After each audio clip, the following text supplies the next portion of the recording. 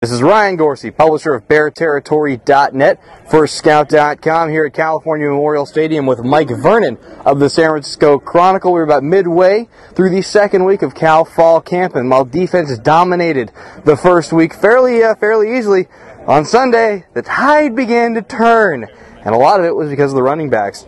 Daniel Lasco being one of them. Patrick Laird, the walk-on running back, made a big 75-yard run the other day. But we're going to start on kind of a down note, and that's injuries. That running back core lost Jeffrey Coppridge for the next 48 weeks. Mike, talk about the other two. You were here to saw them. Well, Nathan Broussard especially is a huge loss for the defense, and it's just a bummer of a story all the way around.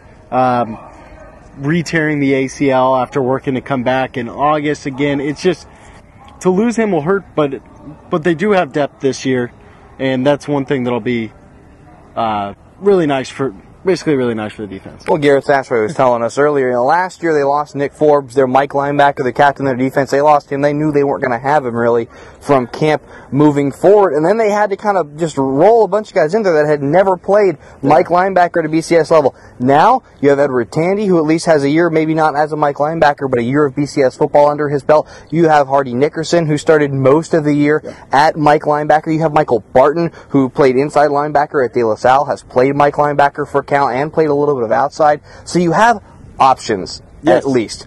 The second injury, maybe not the worst thing that could possibly happen, to Quentin Tartable, who really was starting to kind of come into his own and make a mark at safety. You, again, saw that when I was off doing Giants-White Sox. It was in the morning. It was at the morning practice that we weren't at. So, basically, we didn't know. I didn't see it.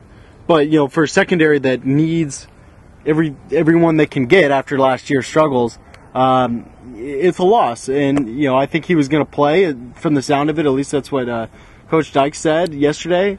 And another loss for the defense, and it's just not the kind of start you want, especially after last year's injury problems. Right, and I'm sure many people are starting to have like PTSD flashbacks to last year, like, oh God, a no lineman is next, I can feel it in my bones, it's like a storm is coming. I don't think that's the case. You have two, at least in the case of of Tartable and Broussard, two non-contact injuries. With Broussard, Sonny Dyke said the other day that if he felt it kind of grab a little bit 4 or 5 days beforehand, maybe an MRI would have been in order. I don't know if they did one or not. But after that 4 or 5 days, they did back him off a little bit. So it's not like nothing was done. They did back him off. But, again, he was, and then boom, there it goes. So a very, very sad, very unfortunate for him, the same ACL. With Tartable, as a freshman who may or may not have played, who may or may not have redshirted, maybe having a year off, that's not the worst thing. I mean, I'm sure to him, I'm sure to him it feels like the end of the world, but you're not a fifth-year senior, you're a freshman. Right. So, not bad. And as I mentioned again, Jeffrey Coppridge, that's one you guys saw where you sort of just stopped dead and then that was it. Yeah, he just cut and basically went down on the field over there. And, after practice, like I said, they thought he would be okay. I think, at least from the sound of it, they didn't realize how bad the injury was when it took place.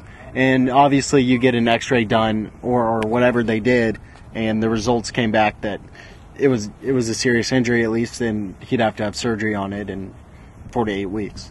Yep, and he'll be out, like I said, 4 to 8 weeks. They're targeting the Arizona game to be able to get him back. But the good thing with the running back core is it's certainly not a one-man show. Definitely not. You have Lasco, who had a lot of experience last year, played with a lot of dings, a lot of bruises, a lot of little things that he really never talked about because he's a kid from Texas. He's tough. He ain't gonna talk about that stuff.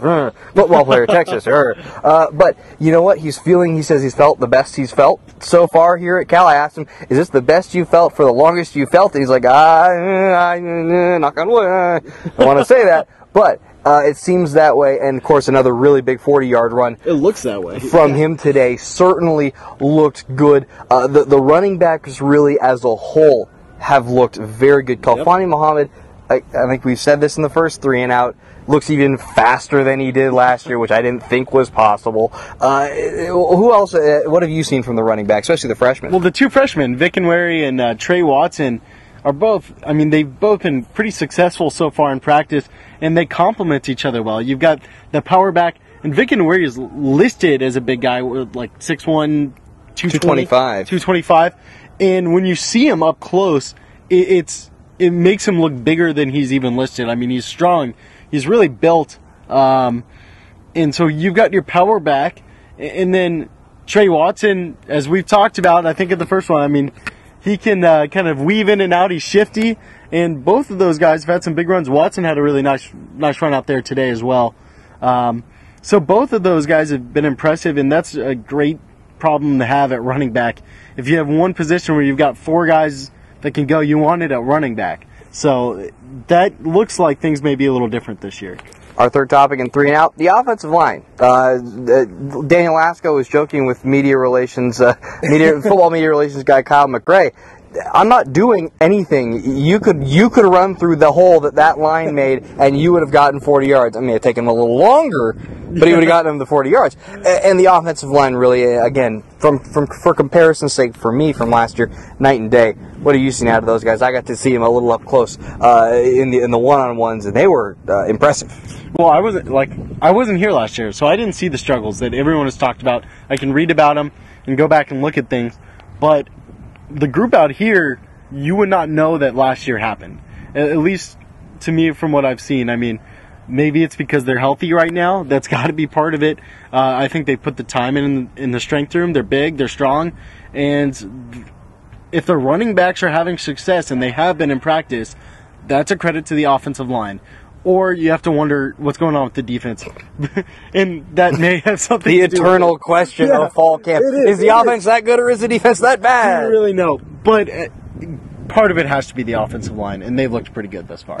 All right, there you have it. The offensive line, the running backs, highlighted by Daniel Lasco, and injuries. That's our 3 and Out here from the second week of fall camp at California Memorial Stadium. This is Ryan Gorcey, publisher of BearTerritory.net for Scout.com, with Mike Vernon of the San Francisco Chronicle. Again, this has been 3 and Out. Thanks for playing along. We'll catch you on the flip side.